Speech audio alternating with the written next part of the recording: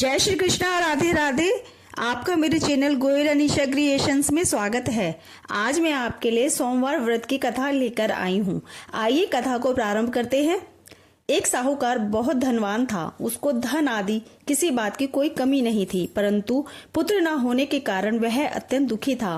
वह इसी चिंता में रात दिन रहता था और इसीलिए वह पुत्र की कामना के लिए प्रति सोमवार को शिव जी का व्रत और पूजन किया करता था। सायंकाल को शिव जी के मंदिर में जाकर दीपक जलाया करता था। उसके इस भक्ति भाव को देखकर एक समय श्री पार्वती जी ने शिवजी महाराज से कहा कि हे महाराज, यह साहूकार आपका अनन्य भक्त है और सदैव आपका व्रत और पूजन बड़ी श्रद्धा से करता है, अतः इसकी मनोकामना पूर्ण करनी चाहिए। शिवजी ने कहा कि पार्वती जी, यह संसार कर्म क्षेत्र है। जैसे किसान खेत में जैसा बीज बोता है वैसा ही फल काटता है, उसी तरह संसार में जो जैसा कर्म करते हैं वैसा ही फल भोगते हैं। पार्वती जी ने अत्यंत आग्रह से कहा कि महाराज, जब यह आपका ऐसा भक्त है और यदि इसको किसी प्रकार का दुख है तो उसको अवश्य दूर करना चाहिए, क्योंकि आप तो सदैव अपने भक्तों पर दया करते हैं, उनके दुखों को दूर करते हैं। यदि आप ऐसा नहीं करेंगे तो मनुष्य क्यों कर आपकी सेवा व्रत पूजन करेंगे। पार्वती जी का ऐसा आग्रह देख शिवजी महाराज प्रसन्न से होकर कहने लगे, हे पार्वती, इसके कोई पुत्र नहीं है। इसी पुत्र चिंता से यह बहुत दुखी रहता है। इसके भाग्य में पुत्र न होने पर भी मैं इसको पुत्र की प्राप्ति का वर देता हूँ, परंतु वह पुत्र केवल 12 वर्ष तक ही जीवित रहेगा। इसके पश्चात वह मृत्यु को प्राप्त होगा। इससे अधिक मैं इसके लिए कुछ नहीं कर सकता। यह सब बात साहूकार सुन रहा था। इससे उसको ना तो कुछ प्रसन्नता हुई और ना ही कुछ दुख हुआ। वह पूर्ववत वैसे ही शिवजी महाराज का सोमवार का व्रत और पूजन करता रहा। कुछ समय व्यतीत हो जाने पर साहूकार की स्त्री गर्भवती हुई और 10वें महीने उसके गर्भ से अति सुंदर पुत्र की प्राप्ति हुई। साहूकार के घर में बहुत खुशी मनाई गई, परंतु साहूकार ने उसको केवल 12 वर्ष की आयु जानकर अधिक प्रसन्नता प्रकट नहीं की और ना ही किसी को भेद बताया। जब वह 9 वर्ष का हो गया तो उस बालक की माता ने उसके पिता से उसके विवाह आदि के लिए कहा, परंतु वह साहूकार कहने लगा, मैं अभी इसका विवाह नहीं करूंगा और काशी जी पढ़ने के लिए भेजूंगा। फिर उस साहूकार ने अपने साले अर्थात बालक के मामा को बुलाया। उसको बहुत सा धन देकर कहा, तुम इस बालक को काशी जी पढ़ने के लिए ले जाओ और रास्ते में जिस जगह भी जाओ वहां यज्ञ करते, दान देते तथा ब्राह्मणों को भोजन कराते जाओ। इस प्रकार वह दोनों मामा भांजे सब जगह यज्ञ करते और ब्राह्मणों को भोजन कराते जा रहे थे। रास्ते में उनको एक शहर दिखाई पड़ा। उस शहर के राजा की कन्या का विवाह था और दूसरे राजा का लड़का जो विवाह के लिए बारात लेकर आया था वह एक आंख से काना था।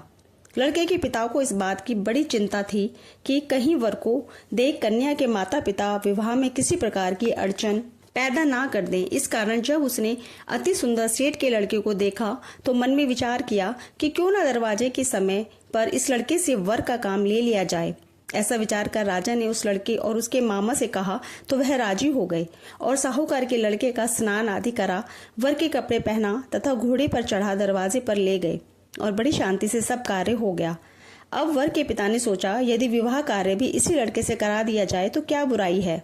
ऐसा विचार करके उसके मामा से कहा, यदि आप फेरों और कन्यादान का काम भी करा दें तो आपकी बड़ी कृपा होगी और हम इसके बदले में आपको बहुत सा धन देंगे। उन्होंने स्वीकार कर लिया और विवाह कार्य बहुत अच्छी तरह से हो गया।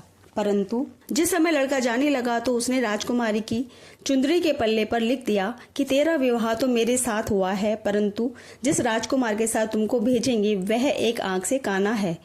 मैं तो काशी जी पढ़ने जा रहा हूँ।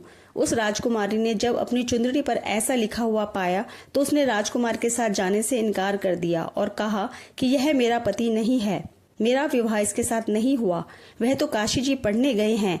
कुमारी के माता पिता ने अपनी कन्या को विदा नहीं किया और बारात वापस चली गई। उधर सेठ का लड़का और उसका मामा काशी जी पहुंच गए। वहां जाकर उन्होंने यज्ञ करना और लड़के ने पढ़ना शुरू कर दिया। जब लड़के की आयु 12 वर्ष की हो गई तब एक दिन उन्होंने यज्ञ रच रखा था कि उस लड़के ने अपने मामा से कहा, मामा जी आज मेरी तबीयत कुछ ठीक नहीं है। मामा ने कहा कि अंदर जाकर सो जाओ। लड़का अंदर जाकर सो गया और थोड़ी देर में उसके प्राण निकल गए। जब उसके मामा ने आकर देखा कि वह तो मुर्दा पड़ा है तो उसको बड़ा दुख हुआ और उसने सोचा कि मैं अभी रोना पीटना मचा दूंगा तो यज्ञ का कार्य अधूरा रह जाएगा। अतः उसने जल्दी से यज्ञ का कार्य समाप्त कर ब्राह्मणों के घर जाने के पश्चात रोना पीटना आरंभ कर दिया। संयोगवश उस समय शिवजी महाराज और पार्वती जी उधर से जा रहे थे। जब उन्होंने जोर जोर से रोने पीटने की आवाज सुनी तो पार्वती जी शिवजी को आग्रह करके उसके पास ले गईं और सुंदर लड़के को मरा हुआ देखकर कहने लगी कि महाराज, यह तो उसी साहूकार सेठ का लड़का है जो आपके वरदान से पैदा हुआ था। शिवजी ने कहा कि पार्वती जी, इसकी आयु इतनी ही थी सो भोग चुका। पार्वती जी ने कहा कि महाराज, कृपा करके इस बालक को और आयु दो, नहीं तो इसके माता पिता तड़प तड़प कर मर जाएंगे। पार्वती जी के इस प्रकार बार बार आग्रह करने पर शिवजी ने उसको वरदान दिया और शिवजी महाराज की कृपा से लड़का जीवित हो गया। शिव पार्वती जी कैलाश चले गए। तब वह लड़का और उसका मामा उसी प्रकार यज्ञ कराते हुए अपने घर की तरफ चल पड़े और रास्ते में उसी शहर में आए जहां पर उस लड़के का विवाह हुआ था। वहां पर आकर जब उन्होंने यज्ञ आरंभ कर दिया तो उस लड़के के ससुर ने उसको पहचान लिया और अपने महल में लाकर उसकी बड़ी खातिर की, साथ ही बहुत सारा धन और दासियों सहित बड़े आदर और सत्कार के साथ अपनी लड़की और जमाई को विदा किया। जब वह अपने शहर के निकट आए तो उसके मामा ने कहा कि पहले मैं तुम्हारे घर जाकर खबर कर आता हूँ। उस समय उसके माता पिता अपने घर की छत पर बैठे हुए थे और उन्होंने यह प्रण कर रखा था कि यदि हमारा पुत्र सकुशल घर आया तो राजी खुशी नीचे आ जाएंगे, नहीं तो छत से गिरकर अपने प्राण दे देंगे। इतने में उस लड़के के मामा ने आकर यह सारा समाचार दिया कि आपका पुत्र आ गया है, परंतु उनको विश्वास ना हुआ। तब उसके मामा ने शपथ पूर्वक कहा कि आपका पुत्र अपनी स्त्री तथा बहुत सारा धन लेकर आया है। तो उस सेठ ने बड़े आनंद के साथ उनका स्वागत किया और वह बड़ी प्रसन्नता के साथ रहने लगे। इसी प्रकार जो कोई भी सोमवार का व्रत धारण करता है अथवा इस कथा को पढ़ता या सुनता है, उसके दुख दूर होकर उसकी समस्त मनोकामनाएं पूर्ण होती हैं। इससे लोक में नाना प्रकार के सुख भोग कर अंत में सदाशिव के लोक की प्राप्ति हुआ करती है। इस प्रकार से सोमवार के व्रत की कथा संपन्न होती है। ओम नमः शिवाय।